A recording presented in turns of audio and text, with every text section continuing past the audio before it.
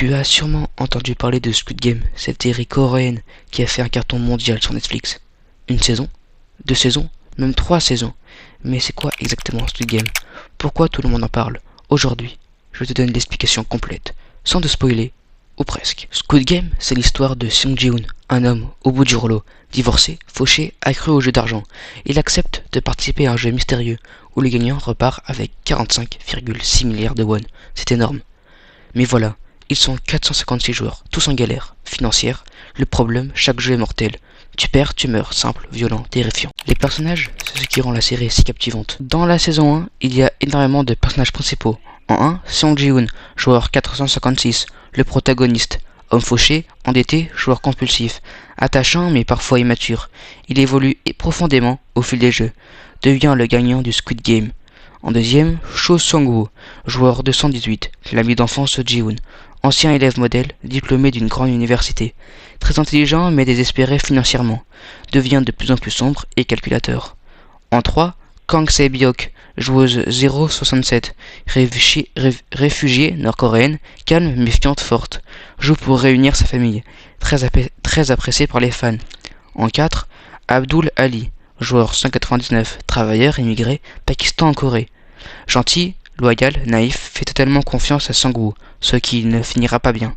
En 5, Oh In-nam, joueur 001, vieil homme atteint d'une tumeur au cerveau. Semblerait inoffensif, mais joue un rôle clé dans la fin. Sympathique au début, mais un twist majeur lui est lié. En 6, le frontman, chef masqué qui dirige les jeux. Masque noir, costume sombre, on découvre qu'il est le frère du policier Jun-ho.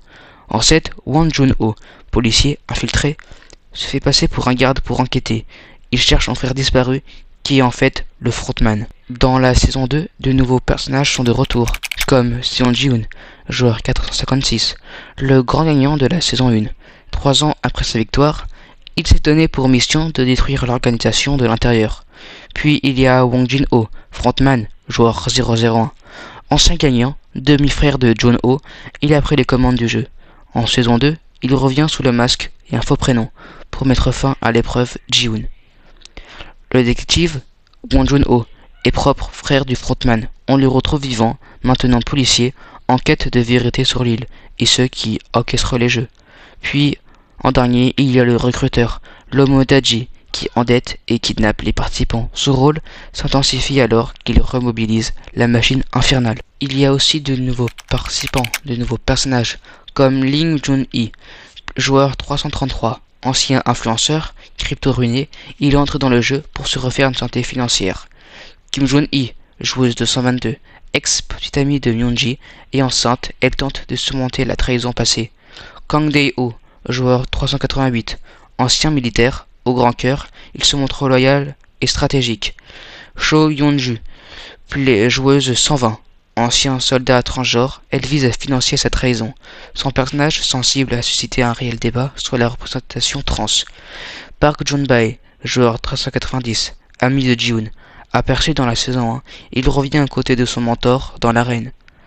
Park Jun-sik, joueur 007 et Jang Jeon-ja, joueuse 149, un duo mère-fille endetté dont les liens se renforcent dans l'arène du jeu. Park Jun-seok, joueur 246, père prêt à tout pour sauver sa fille malade.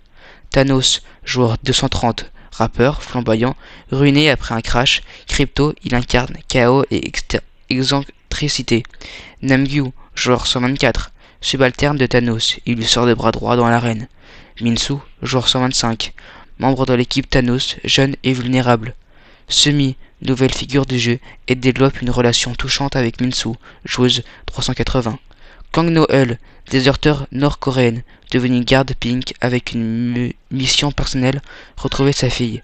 Puis nous retrouvons Seon Neo, joueuse 044, chamane, mystérieuse, source d'indices, énigmatique et un peu de légèreté. Les jeux.